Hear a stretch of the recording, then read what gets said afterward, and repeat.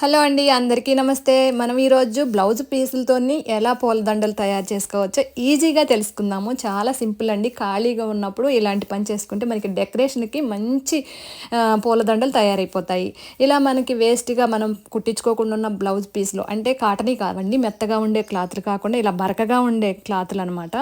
తీసుకోండి. రకరకాల బ్లౌజులు ఎన్ని ఉంటే అన్ని తీసుకోండి. ఈ బ్లౌజ్‌ని మనం ఎప్పటిలాగే మంచిగా మడత పెట్టండి. ఎలా మడత పెట్టాలని కాదు. సమానంగా మనం శారీస్ మడతేసినట్టు మడతేసుకోండి. సన్నగా మడతేసుకోండి. తర్వాత ఇలా మనం ఒక పేపర్‌ని ఒక ఆకులాగా కట్ చేసుకోండి. ఎందుకంటే మనం దాని ఆకారంలోనే కట్ చేసుకోవాలి కాబట్టి.